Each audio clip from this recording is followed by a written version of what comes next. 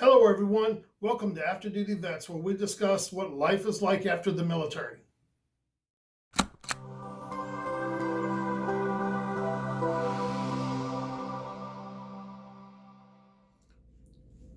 Okay, it's Bo again. Let's talk about deploying or going to war. This is not for everybody. Not everybody goes to war, not everybody deploys. We all have our different experiences when it comes to this.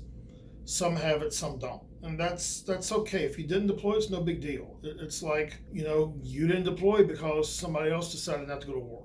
I mean, that's what it boils down to. If you were in and there was a war going on and you had to deploy, okay, that's fine. But if you were in and you didn't deploy, that's fine also. I've been having some issues with Vietnam veterans coming up and telling me that they are Vietnam era veterans, that they didn't get sent to Vietnam, and they have some guilt and shame about that. And I try to let them know all the time that you were sent to Germany or you were sent stateside based off of somebody else's decision, not yours. If you're told to go, you'd win, but you did not go based off of somebody else's decision. So there's no shame and guilt in that. A lot of times, though, veterans do judge each other because people don't go, because people don't, people aren't deployed. They hold it against them because they don't think that they're capable because they've never been in combat. They don't think they understand because they've never been in combat, which is a bunch of crap, really. So I ask those of you who have gone and deployed, don't be judging those who haven't been, because if they'd have been told to go, they'd have went, just like you. A lot of times, the lack of the combat experience is because of somebody else's decision, like I said before. So just know that their deployments oftentimes have to do with somebody else's decisions. I know people I actually met a guy one time that had been on 7 deployments. And I'm like, damn, who did you piss off? To send you. And he was all excited about it. He loved it. He enjoyed combat. He enjoyed going to theater. He enjoyed that, and we'll get into a little bit more about those kind of stories later, as to why that's okay with them. Me personally, 1 was enough. That was enough for me. Got it. I didn't have to do that one. If I'd had my choice, I wouldn't have done that one either. But that's another story. But anyway, the military changes you, and some people change more than others, and deployments definitely change you. War, you will not come back from war the same as you left. I don't give a damn who you are. You will come back a different person because you see crap that you should not be having to see. I don't care who you are. You will not come back the same person. That's what a lot of people don't understand. A lot of spouses have trouble when people come back from deployment because they want their old spouse back. Well, that old spouse, I hate to say it, but that old spouse is still there, but they really are gone. They look at life differently. Everybody that's been to combat looks at life differently. A few things that you learn is you learn how to trust other people. You learn that people have your back, and those people become the closest friends you'll ever have. I'm still in touch with multiple people that I was in Desert Storm with. One of them in particular, we've had 3 assignments together. We were stationed in 3 different locations together. Just happenstance. And I'm still in contact with him today. We're still friends. I've known him for 30 years. I remember when his son was born very vividly because that was our second assignment. That was our third assignment together after Desert Storm, because we were assigned together one location, then we went to Desert Storm, and then we went to another location together soon after each other. So, I'm still in contact with him, and we're still friends. I want to talk a little bit about intimacy in combat. Now, I'm not talking about sex and all that crap. I'm talking about the bonds you build, the trust, the intimacy that you have in combat. It's pretty important. You share experiences that no other people should have to see. And most people struggle understanding those experiences unless they've had them. So you have a special bond with these people that you've served with in combat. Most people that have been in combat, I was fortunate I haven't because I'm Air Force. Of course, we don't go out looking to be shot at. But, they lose people in combat. And that changes who they are. You're friends with somebody and they go out on a patrol and don't come back. You lose them, and that is hard. And it's hard to recover from that. So we need to understand that this is a reality, and it's hard. And it's okay to be upset about that. It's okay to struggle with that.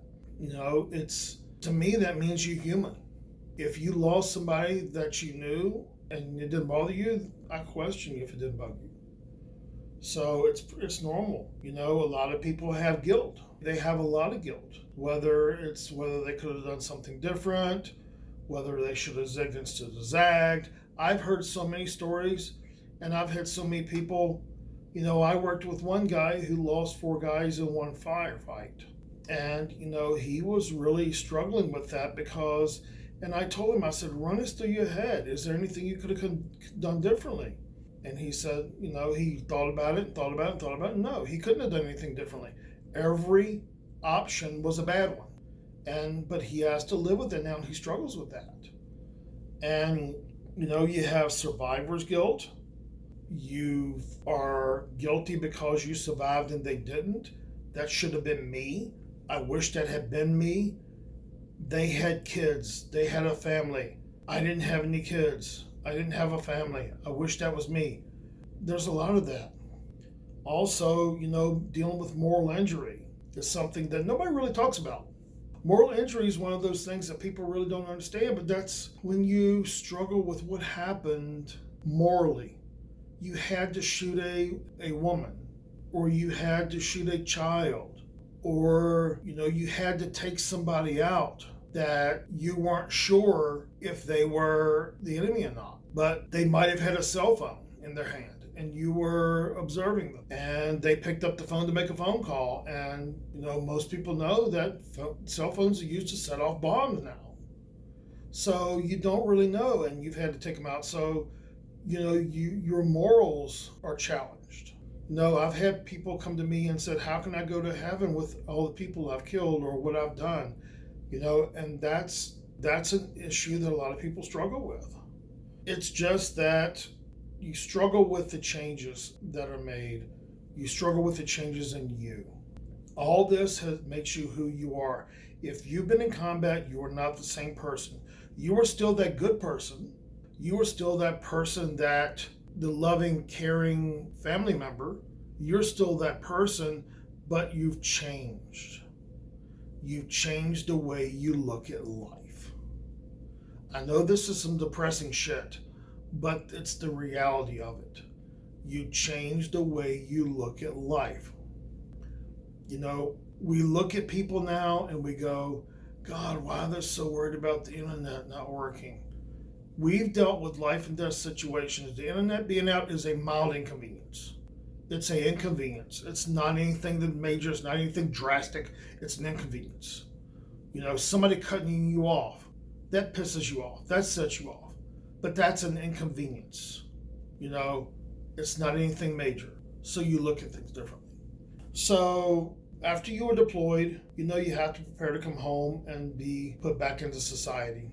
Put back into your normal routine being at your military base, and get back with your family and all that good stuff. But, that's another thing in itself. So we'll get into that in a little bit, and I hope I didn't depress you too much. I'm keeping it real from what I've seen and heard. So I hope I haven't scared you off, and I hope you come back to visit so we can keep having these discussions to help you moving forward. So again, I appreciate your time, and I hope you have a good day. And like I said, I hope I didn't depress you too much. So you take care of yourself, and we'll see you later. Thanks. Bye. I would appreciate it if you would help me help other veterans. If you would visit my webpage at www.afterdutyvets.com for more information on what I do. Also, visit my Facebook page at After Duty Vets. And also, if you're interested, subscribe.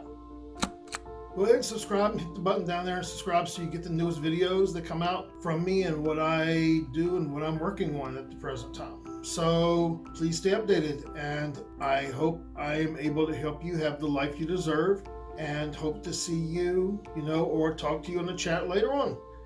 Have a good one. Take care. Bye.